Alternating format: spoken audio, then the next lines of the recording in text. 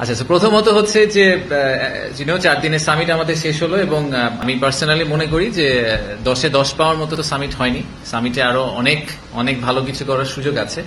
আমরা আসলে প্রথমবারের মতো একটা গ্লোবাল স্ট্যান্ডার্ডে সামিট করার চেষ্টা করেছি, বা বিদেশে যেভাবে সামিটগুলো করা হয় ইনভেস্টমেন্ট সামিট, সেরকম করে একটা স্ট্যান্ডার্ড সেট করার চেষ্টা করেছিলাম আমরা। তো এন্ড অবভিয়াসলি আমি মানে সবাইকে অনেক ধন্যবাদ। যে সামিটটা তো আসলে আমরা নিজেরা অর্গানাইজ করিনি, আমরা একটা ছোট্ট পার্ট অর্গানাইজ করেছিলাম, কিন্তু আপনারা মিডিয়া কমিউনিটি আমাদেরকে অনেক হেল্প করেছেন। আমাদের যারা পার্টনার ছিল বিভিন্ন প্রাইভেট সেক্টরের অর্গানাইজেশন, তারা আমাদেরকে অনেকগুলা পার্ট অর্গানাইজ করতে হেল্প করেছেন। আমাদের যেই পলিটিক্যাল পার্টিরা ছিল তারাও আমাদেরকে অনেকভাবে সাপোর্ট দিয়েছেন, পার্টনার করেছেন, ফ্যাসিলিটেট করেছেন, অনেক কিছুতেই হেল্প করেছেন। সো সবাইকে এই আমাদের সামিটটাকে যতটুকু সফল করা গেছে সেইটার ক্রেডিটটা আসলে সবার। ফেইলিয়ার গুলো অবভিয়াসলি শুধুমাত্র বিডা এবং বেজার। নেক্সট টাইম আমরা এটা আরো ভালো করার চেষ্টা করব। একটা ওভারআর্চিং ফিডব্যাক হচ্ছে যে এই ধরনের সামিট এবং যে পরিমাণ আগ্রহ আমরা পেয়েছি, সেখান থেকেও আমাদের একটা টেক হচ্ছে যে এই ধরনের সামিট আমাদের একটা রেগুলার ফ্রিকোয়েন্সিতে করা উচিত সরকারের। সেই ফ্রিকোয়েন্সিটা বছরে একবার হতে পারে বা যে কোনো একটা ফ্রিকোয়েন্সিতে হতে পারে, বাট আমাদের ডেফিনেটলি যে আগ্রহটা আমরা দেখেছি, আপনারা যারা গেছেন তারা দেখেছেন যে ইন্টারকন্টিনেন্টালে যারা রেজিস্ট্রেশন করতে পারেননি, এরকম অনেকে এসে সারাদিন ইন্টারকন্টিনেন্টালে বসেছিলেন যে তারা যদি ইনভেস্টরদের সাথে একটু কথা বলতে পারেন, একটা করিডোর কনভারসেশন করতে পারেন, ইনফর্মাল টক করতে পারেন। So clearly there was a lot of interest. তো আমরা ইন্টারেস্টটার জন্য আমরা ভেরি গ্রেটফুল এবং আমরা চেষ্টা করব যে এই ধরনের সিমিলার ইভেন্ট যেখানে আসলে আমরা পজিটিভ ইন্টারেস্ট এবং মোমেন্টাম তৈরি করতে পারি, এরকম ইভেন্ট আমরা ফার্দার আরো ফিউচারে অর্গানাইজ করার চেষ্টা করব, বা পরবর্তী সরকারের আমি বলবো যে তাদের এটা অর্গানাইজ করার চেষ্টা করা উচিত। তো সামিট সফল হয়েছে কি হয়নি, এটা হচ্ছে I am guessing the first question you have, আমাদের কি ধারণা সামিটের ব্যাপারে। তো সামিট সফল হয়েছে কি হয়নি, এটা আসলে একটা সময় বলে দিবে যে সামিট সফল হয়েছে কি হয়নি। সেটার অনেকগুলো প্যারামিটার আছে, বাট আমি শর্ট টার্মে সামিট সফল হয়েছে কি হয়নি এইটার প্যারামিটারকে আমি দুই ভাগে ভাগ করতে চাই। একটা হচ্ছে কোয়ান্টিটেটিভলি আমরা মনে করছি কিনা, যে পরিসংখ্যান দিয়ে যে সামিট সফল হয়েছে কি হয়নি, হচ্ছে যে সামিটের কোয়ালিটেটিভ কিছু ব্যাপার আছে, সেই ব্যাপারটা নিয়ে সেই ব্যাপারটার উপর ভিত্তি করে সামিটকে আমরা সফল বা সফল বলবো কি না। তো কোয়ান্টিটেটিভ পিসটা বা স্ট্যাটিস্টিক্যালি সামিটে আমরা কি পেলাম, কি পেয়েছি, কি এক্সপেক্ট করছিলাম, সেই ব্যাপারে আমি প্রথমে বলবো আমার হেড অফ বিজনেস ডেভেলপমেন্ট যে আছে নাহিয়ান আপনাদেরকে স্ট্যাটিস্টিক্স গুলো শেয়ার করবে, যে সামিটের নাম্বার গুলা কোয়ান্টিটেটিভলি সামিটটা কিরকম ছিল। জি, আসসালামু আলাইকুম। আর ধন্যবাদ সবাইকে। আমাদের চেয়ারম্যানও বললেন যে সামিটে আপনারা সবাই অনেক সহযোগিতা করেছেন। আমি তাহলে প্রথমে আমাদের পরিসংখ্যান যেটি আশিক ভাই বললো সেটা আপনাদের কাছে কাভার করে তারপরে আমি ওনাকে করে দিব। তো প্রথম থেকে যদি শুরু করি, আমাদের সামিটের উদ্বোধনী অনুষ্ঠান যেটা ছিল বা ইনঅগ্রেশন সেরেমনি, সেটাতে আমাদের মোট পার্টিসিপেন্ট কতজন ছিল? 710। তো আমাদের উদ্বোধনী অনুষ্ঠানে 710 জন অংশগ্রহণ করে। তার মধ্যে 50টি দেশ থেকে, আমি গতদিন প্রেস কনফারেন্সে বলেছিলাম বিদেশিদের নাম্বারটা 400 থেকে 450-র মধ্যে, এক্সাক্ট নাম্বারটা হচ্ছে 415 জন। তো 710 জনের মধ্যে 415 জন বিদেশি এবং প্রবাসী বাংলাদেশিরা ছিলেন, এবং বাকি 395 জন ছিলেন বাংলাদেশি।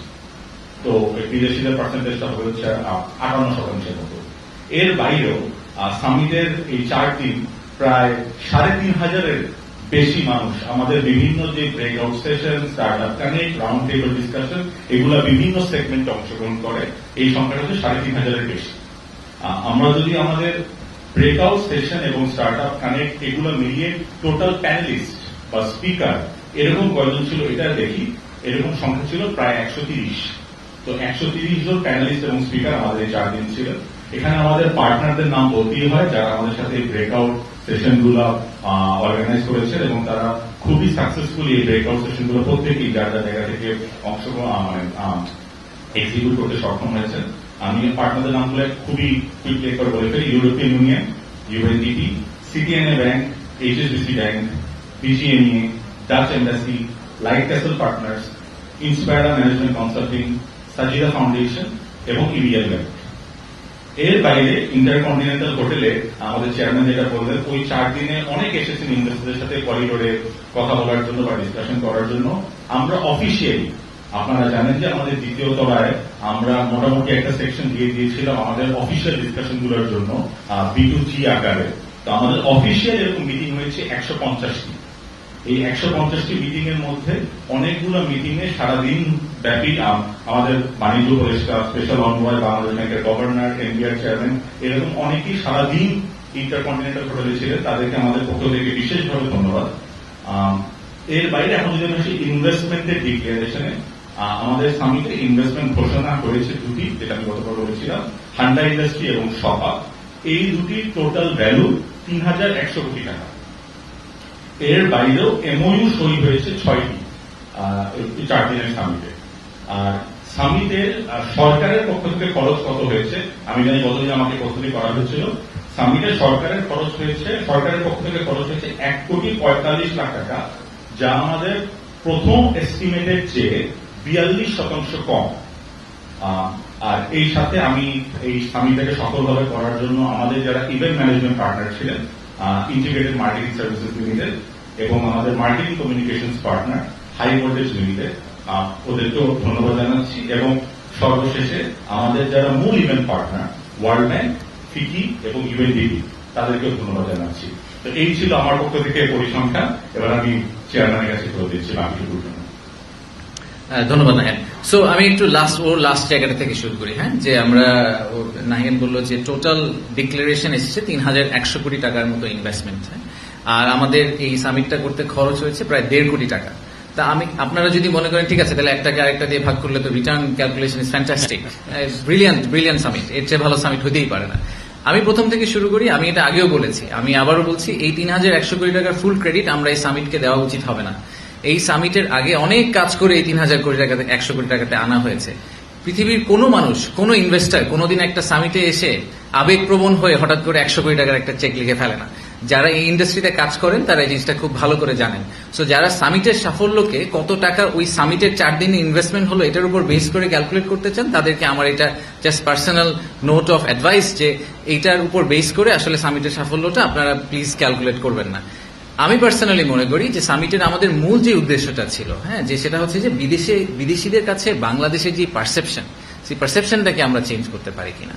তারা যখন বাংলাদেশে আসে, আমরা এটা আগেও বলেছি যে বিদেশিরা যখন বাংলাদেশে একবার ফিজিক্যালি আসেন, তারা বাংলাদেশ নিয়ে যেই ধারণাটা নিয়ে ফেরত যান, ওনারা যখন গুগল সার্চ করেন তো ওনারা ওই একই ধারণাটা পান না।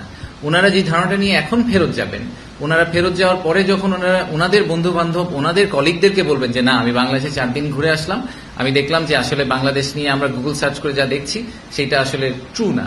প্রথম 2 দিন আমরা ওনাদেরকে কি করেছি, 7-8 তারিখে ওনাদের আমরা বাংলাদেশ ঘুরিয়ে দেখেছি যে বাংলাদেশে ফ্যাক্টরি করতে হলে ওই প্র্যাকটিক্যালি ওই জায়গাটা দেখতে কিরকম। 9 তারিখ সকালে আমরা ওনাদেরকে আমাদের ভিশনটা দেওয়ার চেষ্টা করেছি, আমরা কোথায় আছি, কোথায় যাওয়ার চেষ্টা করছি।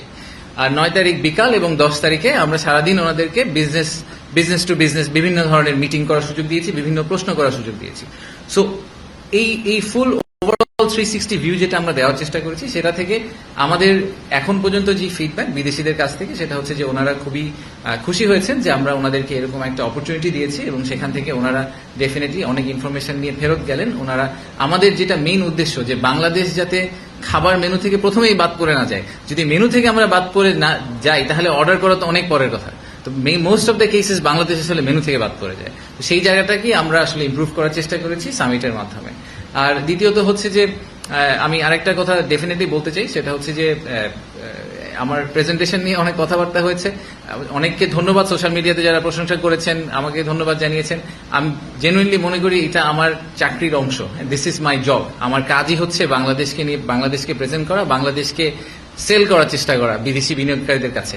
তো সেল করার চেষ্টা করাটার জন্য এটা আলাদা প্রশংসা কিছু নাই। যে বিদার চেয়ারম্যান হবেন ভবিষ্যতে, ওনাদের এক্স্যাক্টলি এই এক্সিকিউশনটাই করতে হবে, এটাই ওনার কাজ। সো এটার জন্য আলাদা করে বলার কিছু নাই। আর এই প্রেজেন্টেশন বানানো বলেন, ফুল প্রোগ্রামটা অর্গানাইজ করার পিছিয়ে অনেক মানুষ একসাথে কাজ করেছেন। সো ক্রেডিটটা আসলে সবার একসাথে প্রাপ্য। তো আমি আবারও একটু সামারাইজ করি যে আমাদের সামিটের সফট যেই উদ্দেশ্যটা ছিল, যেটা কোয়ালিটেটিভ এন্ড যেটা প্রবাবলি দি মোস্ট ইম্পর্টেন্ট উদ্দেশ্য, সেটা হচ্ছে যে তাদের পারসেপশনটা চেঞ্জ করা। আমরা একই সাথে সংস্কারের কাজ করব, একই সাথে আমরা বিনিয়োগ ব্যবস্থা উন্নতি করার চেষ্টা করব, বাট একই সাথে আমাদের একটা পাইপলাইন বিল্ড করতে হবে। কারণ এই ইনভেস্টার 12 মাস পরে যদি বাংলাদেশে ইনভেস্ট করার ডিসিশনটা নিবেন, ততদিনে হয়তো আমরা ইনভেস্টমেন্টের সিচুয়েশনটা ইমপ্রুভ করে ফেলতে পারবো আগামী 12 মাসে। কিন্তু আমরা যদি এখন বলি যে ভাই না, আমার তো ইনভেস্টমেন্টের অবস্থা ভালো না, আপনি 12 মাস পরে আমার সাথে কথা বলেন, আমি এখন আপনার সাথে কথা বলতে চাই না, একটু ওয়েট করেন। আমরা সামিট এখন কেন করলাম, এই কোয়েশ্চেনটা যদি আপনাদের ক্ল্যারিটি চান, সেই ক্ল্যারিটি আমি আপনাদেরকে দেওয়ার চেষ্টা করছি যে পাইপলাইন বিল্ডিং এবং reform, they have to go hand in hand, পাশাপাশি প্যারালালি যেতে হবে, যাতে by the time reform is finish the pipeline is big enough এবং সেটাই হচ্ছে বিজনেস ডেভেলপমেন্ট টিমের কাজ, যে তারা পাইপলাইনটাকে ট্র্যাক করে এমন একটা জায়গায় নিয়ে যাবে যে তখন ইনভেস্টর ইনভেস্ট করতে রাজি হবে। সো এগেন আমি জাস্ট একটু সামারাইজ করলাম আপনাদেরকে। লেটস টেক কিউএনএ, যেহেতু আমাদের হাতে সময় খুব কম, আমাদের হাতে 15 থেকে 20 মিনিট সময় আছে। সো একটু স্পেসিফিক কাইন্ডলি কোয়েশ্চেন করবেন, so that we can answer most of your questions.